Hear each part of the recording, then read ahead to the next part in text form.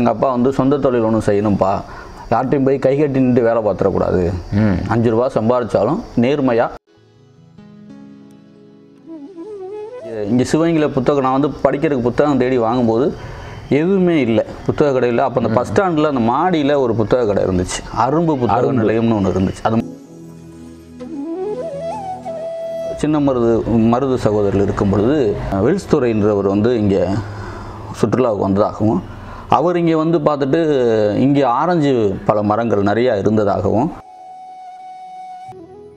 இந்த வெப்பமண்டல தாவரத்தை மண்ணில் வந்து ஏன் பலாமரத்தை வீட்டுக்கு ஒரு மரத்தை வளர்க்கக்கூடாது, அப்போ வளர்ந்துருச்சுன்னா அது வந்து குளிர்மையை கொண்டு வரும் அப்படின்னு அதுக்கு பின்னாடி இருக்க சயின்ஸையும் நாங்கள் எடுத்து பேசுவோம். என்னென்னா, ஒரு மழைக்கான கருமேகம் உருவாகிறதுக்கு சயின்ஸ் என்ன சொல்லுதுன்னா,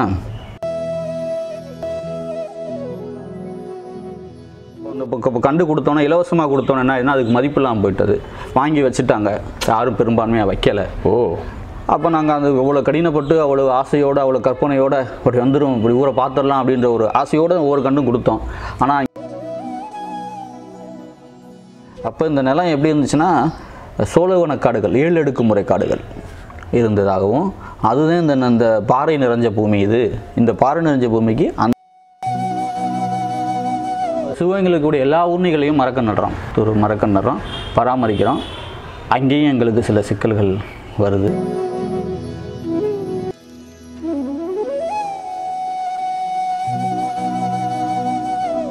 ட்ரெண்டிங் சிவகங்கை நேயர்களுக்கு இனிய வணக்கம்.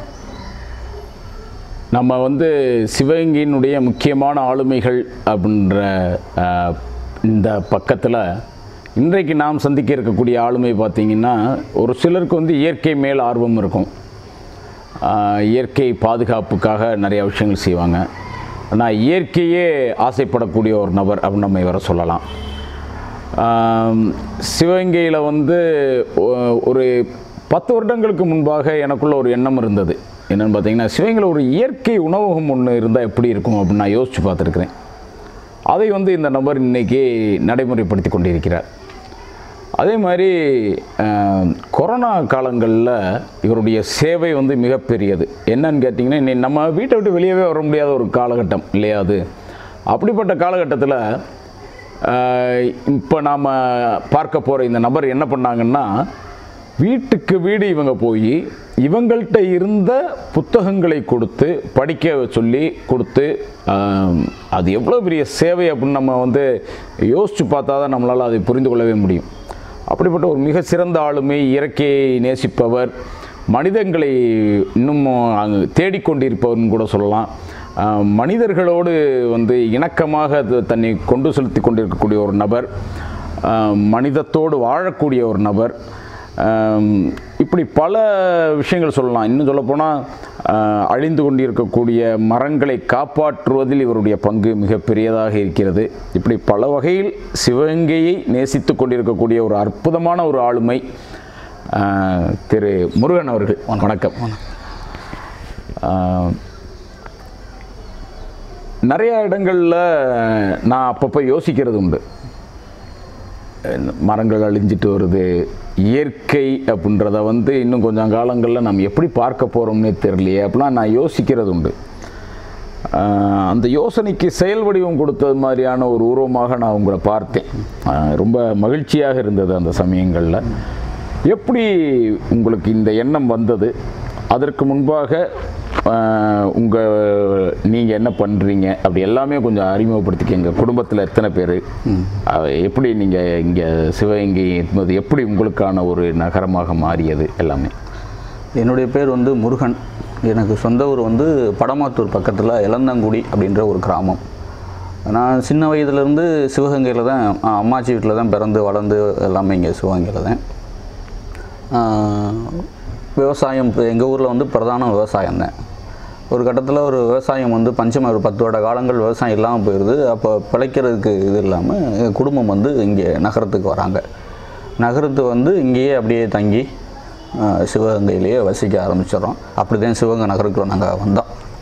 அதுக்கப்புறம் மறுபடியும் மழை பெய்ய ஆரம்பிக்குது. அப்புறம் அப்பா அம்மா மட்டும் இங்கே போயிட்டாங்க. அப்போ ஆடு மாடுகளை வச்சுட்டு விவசாயம் பண்ணிக்கிட்டு அப்புறம் இங்கே தான் நாங்கள் இங்கேயே திருமணம் ஆகிடுது. அதுக்கப்புறம் இங்கேயே இருந்துடும். அப்போது என்ன அதை தவிர்த்துட்டு வேறு எங்களுக்கு திருமணம் ஆயிடுச்சுன்னு சொன்னோன்னா என்ன தொழில் பண்ணுறேன்னு பார்க்கும்போது அப்பா வந்து பழைய இரும்பு வியாபாரம் பார்த்தாங்க.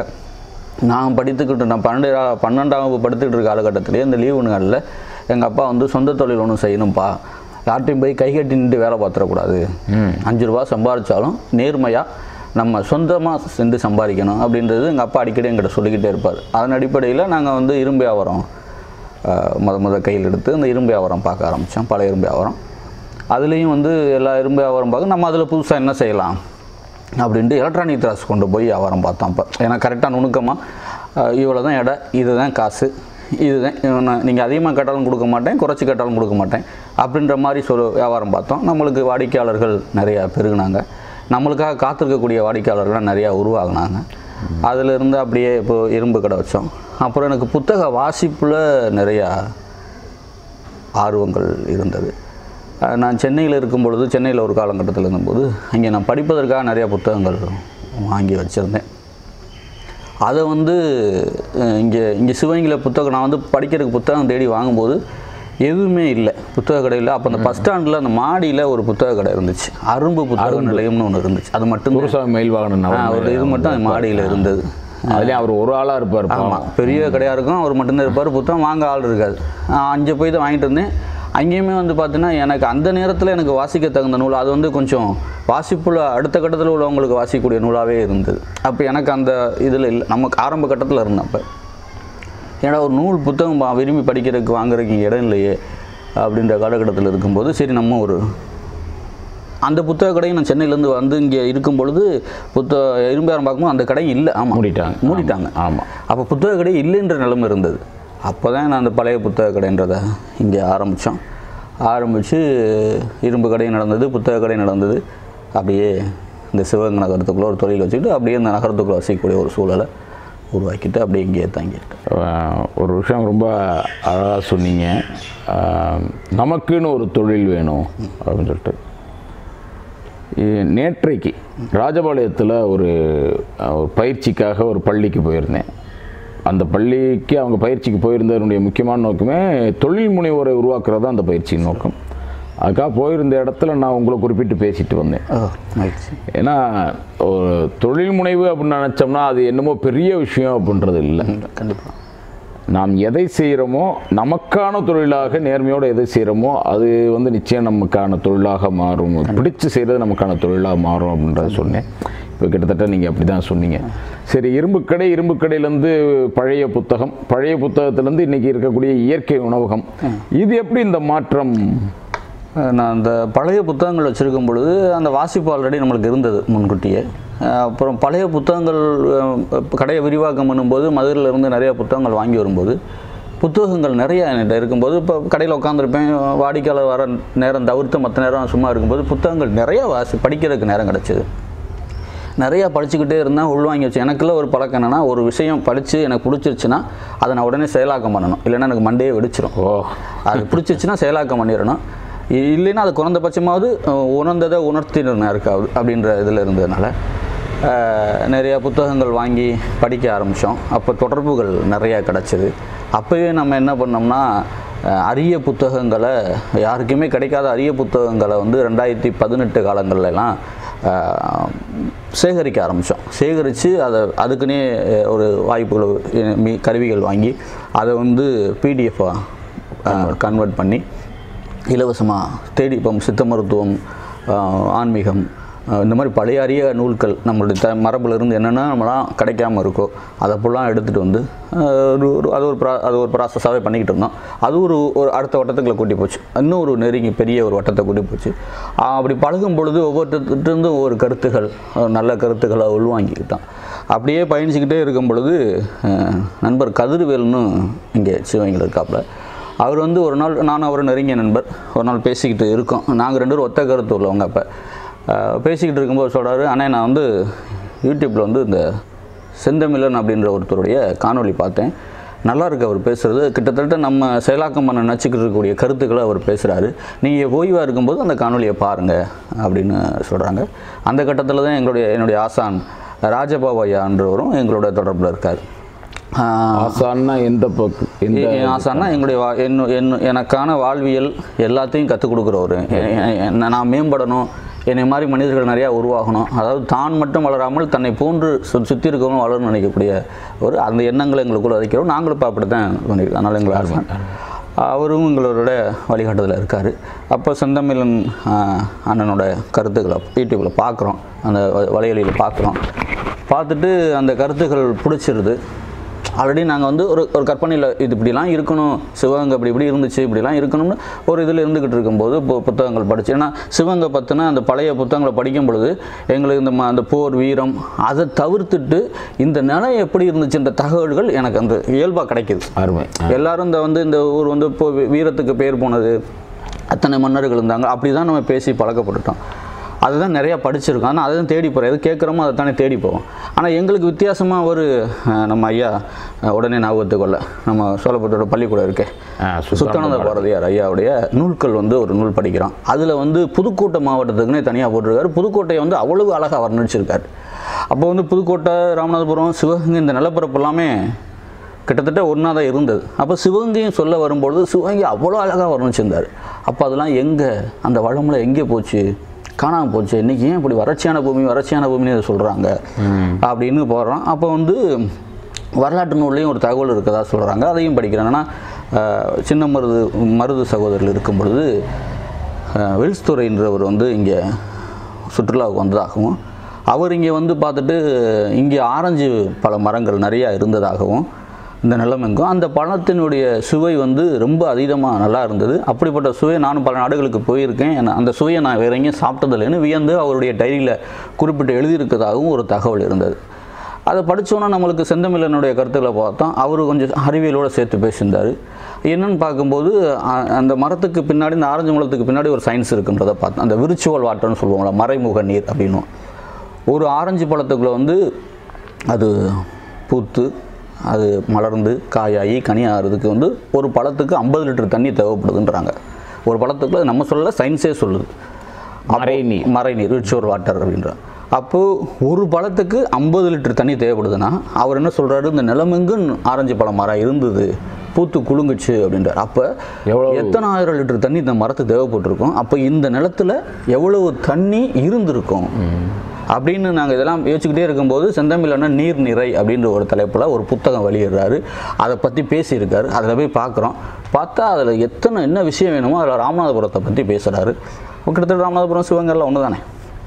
அது வந்து நீர்நிறை என்பது ஒரு நிலத்தில் வந்து கூடவும் கூடாது, குறையும் கூடாது, சமமாக இருக்கணும். கூடுனாலும் ஆபத்து, குறைஞ்சாலும் ஆபத்து, சமமாக இருக்கிறத நீர்நிறை பூமி அந்த உருவாக்குறதுக்காகத்தான் முயற்சி எடுப்போம். ஒரு சில விஷயங்கள் சொல்கிறாரு, எங்களுக்கு பிடிச்சி போயிடுது.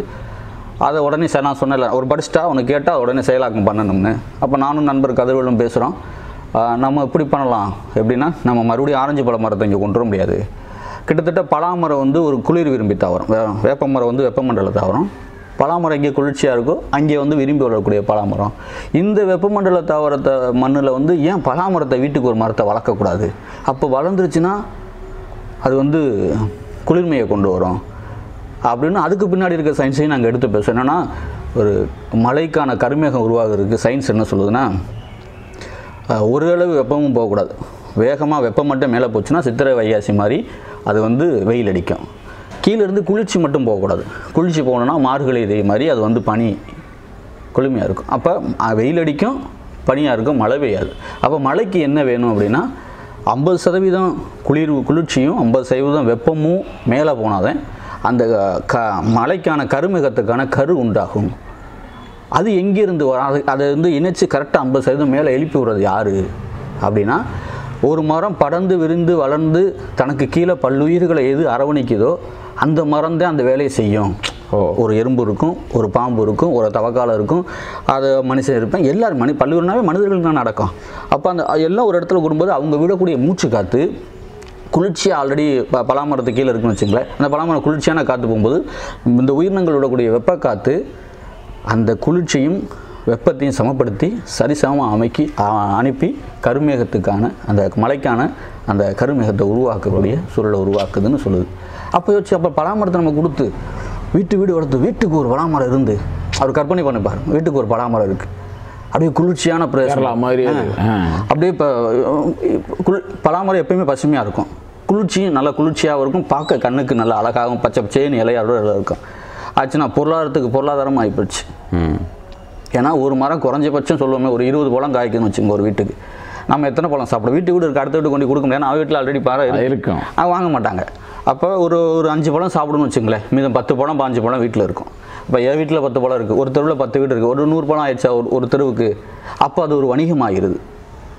அப்போ வணிகமாகும்பொழுது இது வெளியிலேருந்து இங்கே உள்ளே வரும்பொழுது இந்த நகரத்தினுடைய வளர்ச்சிக்கும் அது துணை புரியும், நம்மளுடைய மக்களுடைய பொருளாதாரத்துக்கும் அது வாய்ப்பாக இருக்கும். அதெல்லாம் கடந்து இந்த நிலத்தை மறுபடியும் நீர்நிறை நிலமை மாற்றுறதுக்கான ஒரு சூழலாக உருவாகிரும் அப்படின்ட்டு அதுக்கான திட்டங்களை போட்டு ஒரு 2500 கல்லுக்குடியிருப்புன்னு ஒரு ஊரில் வந்து ஒரு மரக்கன்று வாங்கிட்டு வந்து முதல்ல ஒரு கிராமத்துக்கு கொடுக்கலாம் திட்டமிடும். அப்போ 2500 பணம் வந்து எங்களால் திரட்ட முடியலை, ரொம்ப கடினம் தான். அந்த வருடத்தில் இது வந்து 2019 எங்களால். ஏன்னா அப்போ நாங்கள் வந்து எங்களுடைய பெரிய நம்ம லட்சியம்லாம் இல்லை, கார் வாங்கணும், வீடு வாங்கணும், அது வாங்கணும், பணம் சேமிக்கின்ற கொள்கையெல்லாம் அப்போலேருந்து இப்போ வரை நம்மளுக்கு இல்லை. அந்த அன்றைக்கு நிறைவான வாழ்க்கையை வாழ்ந்துட்டு போகிறக்கான உழைப்பை தான் நம்ம கொடுத்துக்கிட்டோம். அன்றைக்கெலாம் நம்ம எப்படின்னா புத்தக கடை வச்சுருந்தாலும் இரும்பு கடை வச்சுருந்தாலும் எனக்கு இன்றைக்கி தேவை 500 சம்பாதிச்சுன்னா அடுத்து நான் சமூகத்துக்கு வேலை செய்ய போயிடுவேன். மரக்கண்ணர் அந்த இது என்ன இது புத்தகம் படிக்கவோ இல்லை எனக்கு என்ன வேலையோ என்னுடைய திருப்திக்கு என்ன வேலையோ அதை பார்க்க போயிடுவோம். அப்படின்றனால எங்களால் அந்த எடுத்து கொடுக்குற 2500 பணத்தை உடனே பரட்டமில்லை. அப்போ எங்கள் ஐயாட்ட அந்த ராஜபாபு ஐயாட்ட சொல்கிறோம், ஐயா அந்த மாதிரி ஒரு விஷயம் இருக்குது, கேட்குறதுக்கு தயங்கிக்கிட்டே இருக்கிறேன். நாங்கள் அதுக்கு முன்னாடி யார்ட்டையும் எதுவும் கேட்டதில்லை. அவர் எங்கள் ஆசாண்டாலும் அவர்கிட்ட கேட்குறான், அவர் ஒன்றுமே சொல்ல உடனே நல்ல விஷயம் செய்யுங்கன்னு 2500 கொடுக்குறாரு. அதில் போய் கல்லுக்குடியிருப்பில் போய் மரக்கன்று வாங்கிட்டு வரோம்.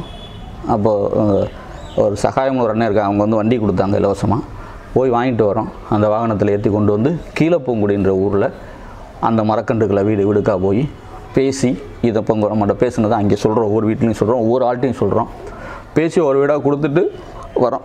வந்தோன்னா அந்த அந்த அப்போ அந்த நேரத்தில் அந்த விஷயத்தை செஞ்சோன்னே ஒரு நிறைவு எங்களுக்கு மனசுக்குள்ளே கிடச்சிது.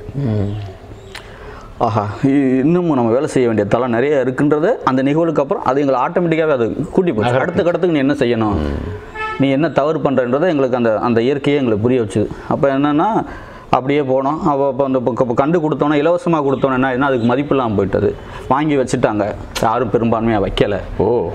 அப்போ நாங்கள் அந்த இவ்வளோ கடினப்பட்டு அவ்வளோ ஆசையோடு அவ்வளோ கற்பனையோடு இப்படி வந்துடும் இப்படி ஊரை பார்த்துடலாம் அப்படின்ற ஒரு ஆசையோடு ஒவ்வொரு கண்டும் கொடுத்தோம்.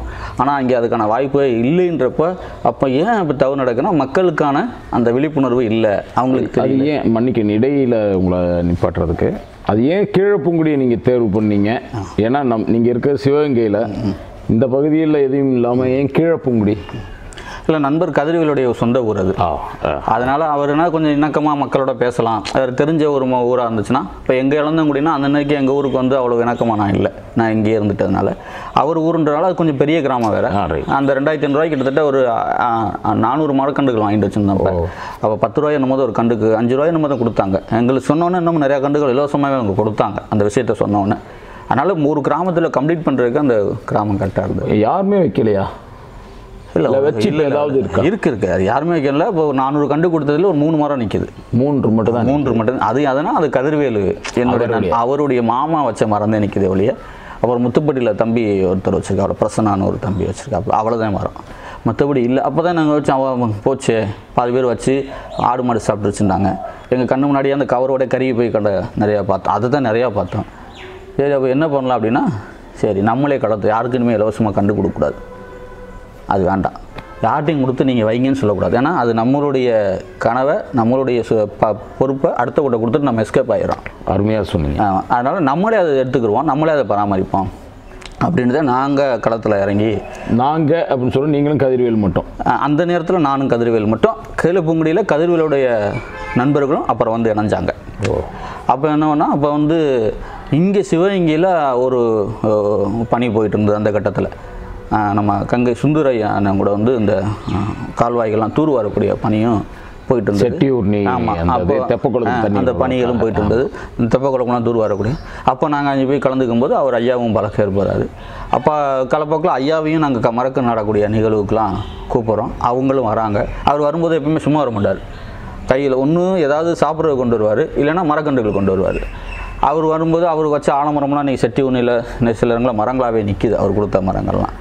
அப்புறம் நாங்கள் இந்த பணியில் முடிச்சுட்டு இந்த ஏன் அடுத்தவர்கள் கூட நம்ம செய்யலான்னு போகும்போது என்ன பண்ணி எடுக்கிறோம்னா இந்த செட்டி ஒன்றே முதல்ல எடுக்கிறோம். ஊர்னியில் வந்து நம்ம கண்டு நடலான்னு அந்த ஊர்னியில் முதல்ல அது ஆல்ரெடி சுத்தம் பண்ணி வலைக்கம்பி போட்டு வச்சுருந்தாங்க. ஆனால் கருவியாக இருந்தது. நாங்கள் அதை மறுபடியும் கருவியெல்லாம் எடுத்து விட்டு மரக்கன்று நடும்போது அதில் சில பேருடைய தலையீடுகள் இருந்து சிக்கல் இருந்து எங்களால் அதை அதுக்குள்ளே முழுமையாக எங்களால் பராமரிக்க முடியல. அது அது இருந்ததுனால ஆல்ரெடி ஒருத்தவங்க பராமரிச்சிருக்கனால நாங்கள் அதுக்குள்ளே போக விரும்பாமல் வெளியே வந்துட்டோம். ஆனால் அதுக்கு பெரிய வேலை செஞ்சோம். அப்புறம் தான் முடிவு பண்ணோம், நம்ம வந்து முதல்ல நம்ம நினச்சிக்கிட்டு இருக்க ஒரு கனவை செஞ்சு காட்டணும். அப்போ தான் இந்த மக்களுக்கு புரியும், நம்மளை சில பேர் பணிபுரிய வருவாங்க அப்படின்ட்டு என்ன பண்ணோம்னா, இன்றைக்கி இருக்குது நம்ம மைக்கேல் ஸ்கூலுக்கு எதிர்ப்புறமாக கோட்டமலை நகராட்சி பள்ளிக்கு அப்படி எதிர்ப்புறமாக ஒரு பூங்காவன் உருவாக்கியிருப்போம். அது இன்னொரு டாப்பிக்கில் பார்த்து பெரிய விஷயம், அது பேசலானாலும் சொல்லிடுறேன். சும்மா சொல்லுங்கள். என்னென்னா, இந்த நிலத்துக்கான செட்டப்னு சொல்லுவாங்க. இந்த நிலம் வந்து எப்பயுமே நல்லா இருக்கணும்னா செந்தமிழ் அண்ணன் இங்கே கூட்டு வந்து அதுக்கு முன்னாடி சொல்லிடுறேன். செந்தமிழ் அண்ணன் இங்கே கூட்டு வந்துடணும். கூட்டு வந்து இதே அவர் எந்த ஊர்? அவர் வந்து தஞ்சாவூருக்கு. அங்கிறத அவர் இங்கே கூட்டு வந்து அவர் பயணம் வரார். அவர் வந்து இந்த மாதிரி கருத்துக்களை இருக்கும்போது பயணம் வரார். அவர் ஒரு சிறந்த மனிதர். அவர் வரையில் இங்கே கூட்டு வரோம். இங்கே கூட்டு வரும்போது அப்போ இங்கே ஊராட்சின்றது இந்த பஸ் ஸ்டாண்டுக்கு முன்னாடி இசைப்பள்ளி வச்சுருக்கோம். அங்கே தான் கூட்டம் நடத்துகிறோம். அவருடைய பள்ளி இசைப்பள்ளியில் தான் கூட்டம் நடத்துகிறோம். கூட்டம் நடத்தும் போது அவர் தான் எங்களுக்கு இந்த நிலத்தை பற்றி ஒரு மணி நேரம் சுற்றி பார்த்துட்டு இந்த நிலத்தை பற்றி நிறையா தகவல்கள் கொடுத்துட்டு போகிறார். அப்போ இந்த நிலம் எப்படி இருந்துச்சுன்னா, சோழவன காடுகள் 7 அடுக்குமுறை காடுகள் இருந்ததாகவும், அதுதான் இந்த பாறை நிறைஞ்ச பூமி. இந்த பாறை நிறைஞ்ச பூமிக்கு அந்த காடுகள் தான் இருக்கணும், அதுதான் இருந்துச்சு. அந்த காடுகள்லாம் என்றைக்கு அழிக்கப்பட்டதோ அன்றைக்கி தான் இந்த நிலம் வந்து வறட்சி ஆரம்பிச்சிச்சுன்னு நிறைய விஷயங்கள் நிறையா சொல்லிட்டு போகிறாரு. அவர் சொல்லிட்டு போன ஒரு வாரம் கழித்து சுத்தானந்த பாதையோடைய புத்தகத்தில் அந்த தகவல் இருக்குது. அப்படியே தகவல்னா அது அவர் சொன்ன மாதிரியான ஒரு ரிலேட்டடாக தகவல் இருக்குது. இந்த சோழவனை காடுகள், பாறை நிறைஞ்ச பூமி, இதுக்கு என்னென்னு போட்டு ஒரு வகைப்பாட்டில் கோயில் காடு, வீட்டுக்காடு அப்படின்னு ஒரு காட்டு வகைகள் கொண்டாந்து உருவாக்கி இதன் மூலமாக தான் சோழவன காடுகளை உருவாக்க முடியும் அப்படின்ட்டு. அப்போ நாங்கள் சோழவன பொதுவாக நம்ம மரங்கள் வைக்கிறது அப்படின்றத விட அதற்கு ஏற்ப அந்த நிலத்துக்கு ஏற்ப இது எந்த மாதிரியான தன்மை உடையதுன்றதுக்கு ஏற்ப மரங்களை வைக்கிறதா சிறப்பு. அதான் முன்னோர்கள் சொல்லிட்டு போயிருக்காங்க திருமலை, யாக்கையின் இழப்பு நிலத்தோடு பிணைந்து கிடப்பதே. யாக்கைன்னா உடம்பு. உன் நிலம் எப்படி இருக்கோ அப்படி தான் நீ இருப்ப. உன் நிலம் காஞ்சி போச்சுன்னா அது பாலை நிலத்தை நம்ம உதாரணமாக எடுத்துக்கலாம். பாலை நிலத்தில் யார் இருப்பாங்க? கல்வர்கள் இருப்பாங்க. ஏன்னா இங்கே காஞ்சி போய் கிடக்கும் அந்த நிலம், அங்கே ஒன்றுமே இருக்காது. அப்போ அவங்களுடைய எண்ணமும் காஞ்சி போய் தான் இருக்கும். அவங்க அடுத்தவங்களை அபகரிக்கணும், அடுத்தவங்களுடைய பொருளை அபகரிக்கணும் தான் நினைப்பாங்க. இதே மருதம் முல்லையில் போய் பாருங்கள், பிறருக்கு வளர்ந்துருப்பாங்க. ஏங்கன்னா அவங்களுக்கு நிறையா இருக்கும். அந்த நிலத்தினுடைய தன்மை எப்படி இருக்கோ அதுக்கு தகுந்த மாதிரி தான் உங்களுடைய உடலும் இருக்கும், உங்களுடைய எண்ணமும் இருக்கும். நம்ம உடல் நல்லா இருந்தால் நம்ம ஆரோக்கியமாக சிந்திப்போம். ரொம்ப அழகாக சொன்னீங்க. நாங்கள் பொதுவாக சொல்லுவோம், எங்களுடைய பயிற்சியில் சொல்லுவோம், இதை நீங்கள் ரொம்ப இயல்பாக சொல்லிட்டீங்க. எங்கள் பயிற்சியில் நாங்கள் என்ன சொல்லுவோம்னா, நாம் மாறணும்னு நினச்சோம்னா நம்ம அதற்கான சுற்றுச்சூழலை ஏற்படுத்திக்கணும்னு சொல்லுவோம். நம்ம சுற்றுச்சூழல் தான் நம்மளை உருவாக்குற பெரும்பங்கு இருக்குன்னு சொல்லுவோம். கிட்டத்தட்ட நீங்கள் அதே தான் இப்போ சொல்லியிருக்கிறீங்க. அதுவும் தமிழினுடைய உதாரணம் சொல்லும்போது அது இன்னும் சிறப்பாக இருக்குது. பண்ணிக்கலாம். அந்த அடிப்படையில் தான் நாங்கள் இந்த மரக்கன்றுகளை இந்த சோழவனை காடுகள் செட்டப்பை கொண்டு வரணும் அப்படின்ட்டு அந்த இதில் வந்து ஒரு கோயில் காடுகள் செட்டப்பை உருவாக்கலாம்னு சின்ன இடம் தான், ஒரு நகராட்சிக்கு சொந்தமான ஒரு பூங்கா இடம். அது வந்து சும்மா பென்சிங் பண்ணி வச்சுருந்தாங்க, வலை போட்டு. கருவ மண்டி இருந்தது. அதை இந்த கார்த்தியண்ணன் ஒருத்தர் இருக்காங்க, அவங்களுடைய உதவினால் அதை சுத்தப்படுத்தி அவங்க மண் கொடுத்தாங்க, செம்மண். அதை போட்டு பரப்பி. ஏன்னா அது குப்பை கொட்டுற இடம் வந்தது. ஆல்ரெடி அதுனா வெறும் குப்பை தான், கட்டட கழிவுகளும் குப்பையும் தான் வந்தது. நல்லா கண்டு வச்சா வளருமானலாம் கேட்டாங்க. நாங்கள் வளர்த்து காட்டுறோம் அப்படின்னு சொல்லிட்டு அதுக்குள்ளே ஒரு சின்ன இடத்துல நெருக்க மாதம் காடுகள், அதாவது ஒன்று உயரமாக இருக்கணும், அதுக்கு கீழே ஒன்று, அது கீழே ஒன்று, அது கீழே ஒன்று, தரையில் இப்படி 7 அடுக்காக இருக்கணுன்றக்காக. அது இன்னமும் போனீங்கன்னா அதுக்குள்ளே ஒரு காடு மாதிரியே இருக்கும். அந்த இடம் ஒரு காடு மாதிரியே இருக்கும். அதுக்கு அது எத்தனை சென்ட் இடம்? செண்டு கணக்கெலாம் ஒரு செண்டுக்குள்ளே தான் செண்டுக்குள்ளே தான் இருக்கும். கிட்டத்தட்ட அதுக்குள்ளே 30 மரம் வச்சுருக்கோம். 30 மரமும் வானம் உயர்ந்த இதில் இருக்குது. ஆமாம், எல்லா வகையான மரம் வச்சுருக்கோம். அதுக்குள்ளே நாங்கள் வைக்கும்போதே சொன்னோம், மனிதர்களுக்கு இதுக்குள்ளே அனுமதி இல்லை. இது பல்லுயிர்களுக்கான, பல்லுயிர்னா மனிதன் வந்துடும், அந்த பல்லுயிரில் மனுஷனை மட்டும் நாங்கள் தூக்கிட்டோம். பல்லுயிர்களுக்கான உணவு பூங்கா. அவனை தூக்கலன்னா அவன் எல்லாரையும் தூக்கிடுறான். ஆமாம், தூக்கிடுறாங்க. அது வச்சு இன்றைக்கி அந்த காடுகளை பார்த்தா இன்றைக்கி வந்து அத்திப்பழம் அப்படி கொத்தாக கிடக்கு. அது நாங்கள் யாரும் போய் உள்ளே பிடுங்கிறதில்ல. கொய்யா இது கொடுக்காப்புளி, நாட்டு கொடுக்காப்புளி அவ்வளோ கிடக்கு. உள்ள மாமரம், நாவல் பழம், நாட்டு நாவல் பழம், வேம்பு மரம், இலுப்பை மரம், எல்லா வகை மரமும் வச்சுருக்கோம்.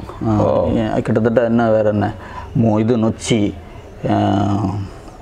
நிறைய மரங்கள் இருக்கு உள்ள வச்சுருக்கோம். 1 சென்ட் இடத்துக்குள்ளே இவ்வளவு. ஆமாம், வச்சுட்டோம்னா அதில் என்ன விஷயம்னா, அந்த விஷயமே இங்கே என்னென்னா, அதுக்குள்ளே விழுகக்கூடிய சருகுகள் ஒரு துளி கூட வெளியே போகாது. நாங்கள் வெளியே எடுத்து கொட்டோம், அந்த இடம் சுத்தமாகணும். இப்போ வேப்ப மரமெல்லாம் வச்சுருக்கோம், பெரிய மரமாக இருக்குது. அந்த பருவம் வெயில் காலத்துக்கு முன்னாடி அந்த இலையெல்லாம் கொட்டிடும். எல்லா மரமும் அந்த இலையை கொட்டும் பொழுது, அந்த புங்க மரம்லாம் இருக்குது, இலையில கொட்டும் பொழுது அதை எதுவும் பண்ண மாட்டோம். மண்ணுக்குள்ளே அப்படியே போனீங்கன்னா அப்படி மெத்தில் கால் வச்ச மாதிரி இருக்கும். நீங்கள் சித்திரை வைகாசியில் கொடுமையான வெயிலையும் அங்கே உள்ளே போய் அப்படி தரையை அப்படி லைட்டாக அப்படி சொன்னீங்கன்னாடு அப்படி தண்ணி அப்படியே தண்ணி ஊற்றின தரை எப்படி இருக்கும், மண்ணு தரை அந்த மாதிரி இருக்கும். அதுதான் விஷயமே. நீரை அதுதான் வர அங்கே தான் விஷயமே. அங்கே என்னன்னா, அந்த குளிர்ச்சியாக இருக்கக்கூடிய இடத்துல தான் எல்லா உயிர்களும் விரும்பி வந்து தங்கும். எல்லா உயிர்களும் விரும்பி வந்து தங்கும் பொழுது அந்த நிலம் நீர்நிறை நிலமாக மாறும், மழைக்கான கருமேகத்தை உருவாக்கும்.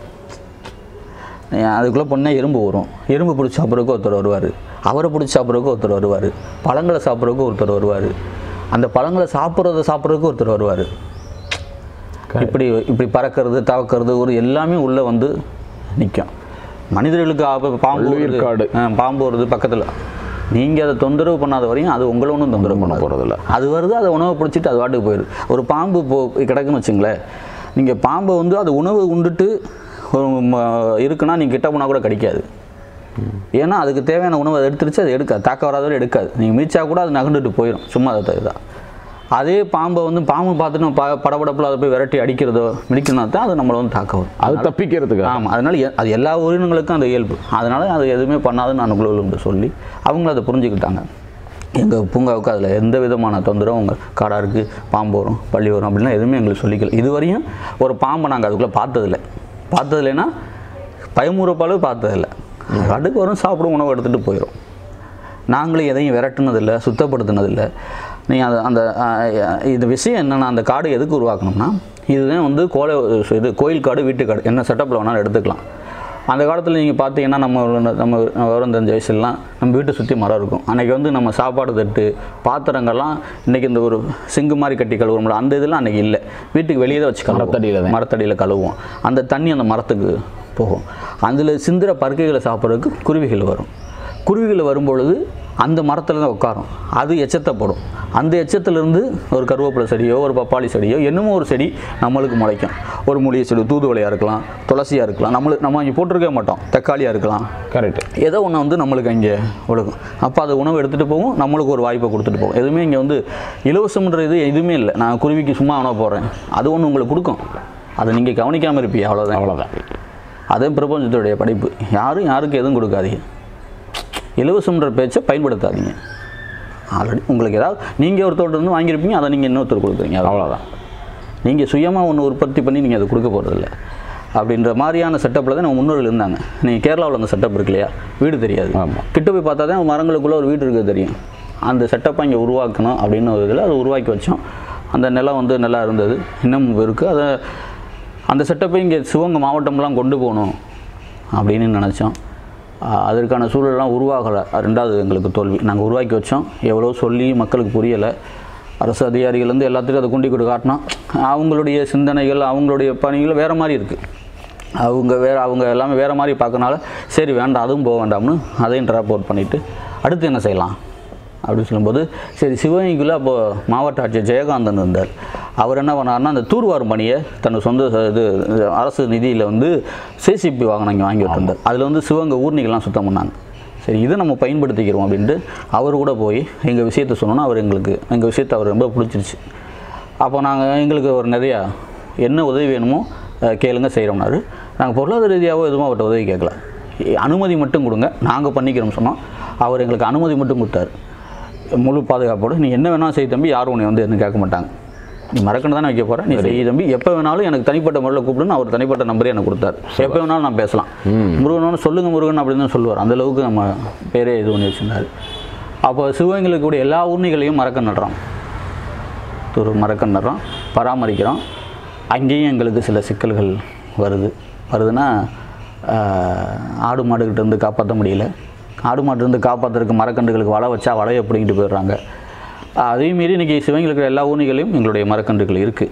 எல்லா ஊனிலையும் எங்கள் மரக்கன்று நாங்கள் கொண்டு வச்ச மரங்களாகவே இருக்குது. இது என்னதான் பண்ணுறது, நம்ம நிறையா படிச்சுட்டோம், விஷயங்கள் நிறையா பேர்ட்ட தகவல் சொல்லிட்டாங்க, ஏதாவது ஒன்று செய்யணுமே. சூழலில் நம்ம சூழலில் மீட்டெடுக்க முடியாது, சூழலியலை நம்ம மீட்டெடுக்க முடியாது. எழுந்து போனது இழந்து போனது தான். இயற்கை தன்னைத்தானே தவமிச்சுக்கணும், அதுக்கு யாரும் வந்து எதுவும் கொடுக்க வேண்டாம். ஆனால் நம்ம எதுக்கு அப்புறம் வேலை செய்கிறோம்னா அதுக்காக நம்ம சும்மா இருந்துட முடியாதுல்ல. நிச்சயமாக இயற்கையை வந்து தன்னை தவமிச்சுக்கிறோம்னு நம்ம தப்பு மேலே தப்பு செஞ்சுக்கிட்டு இருக்க முடியாதுல்ல. இந்த தப்பு வீரியமாக இங்கே வந்து அந்த இயற்கையுடைய தாக்கம் வீரியமாகிடக்கூடாது நிலத்தில். அதை ஓரளவு குறைக்கலாம், அதுக்கான வேலையை நம்ம பண்ணலான்றதை. கிராமத்துக்குள்ளே போவோம், நகரத்துக்குள்ளே வேண்டாம். நம்ம வீட்டுக்கு வீடு கண்டு கொடுக்க வேண்டாம், ஒரு இடத்துல காடும் உருவாக்க வேண்டாம். இதெல்லாம் நம்மளுக்கு ரொம்ப நெருக்கடியாக இருக்குது. நம்ம இந்த சோலையப்புற ஊனியில் போனீங்கன்னா அது ஃபுல்லாமே நாங்கள் வச்ச மரம் தான். எல்லாம் பெரிய பெரிய மரங்களாக இருக்குது. அது பல்வேறு காடுகளுக்கு அது ஒரு சிறந்த எல்லா மரமும் வச்சுருப்போம். ராஜா சார்னு தாசில்தார் யாருக்கு ஒருத்தர் இருக்காங்க, அவங்க அவருடைய பராமரிப்பு கட்டிட மையத்தில் இருந்தாங்க. ஆமாம், ராஜா அவங்களுடைய பராமரிப்பில் வீடு எடுத்த மாதிரினால அவர் சிறப்பாக பராமரித்து பெரிய பெரிய மரங்களாக இருக்குன்னு வரையும். சூப்பர். ஊர்னி ஃபுல்லாமே இருக்கும். சரி, கிராமத்துக்குள்ளே போகிறேன். நான் அடுத்து என்னோடய சொந்த ஊரான இளந்தங்குடிக்குள்ளே போகிறோம். இளந்தங்குடியில் போய் கிட்டத்தட்ட இன்ன வரையும் இளந்தங்குடி, நாட்டாக்குடி, இளந்தங்குடி பட்டி, அங்கிட்டு இந்த கருங்காலக்குடி, அப்படி நிறைய கருங்காலி அப்படின்னு நிறையா ஊர்களில் கிராமத்துக்குள்ளே போய் வேலை செஞ்சு அப்படித்தான் இயற்கைக்குள்ளே போனோம். அது பெரிய இயற்கைக்குள்ளே போகிறதுக்கு அதுவாக தன்னை கூட்டி போச்சு. நாங்கள் என்ன செய்யணும், படித்தோம், கேள்விப்பட்டோம், அது ஏதாவது செய்யணும் அப்படின்னு போனோம். மரக்கன்று நாங்கள் வந்து ஒரு கட்டத்தில் வெறும் மரக்கன்று மட்டுமே நடுறது வந்து வேலை இல்லை. அது வந்து பறவைகள், அதுக்குன்னு ஒரு புத்தகம் வெளியிட்டோம். மரங்கள் நடுவது மனிதர்கள் வேலை இல்லை.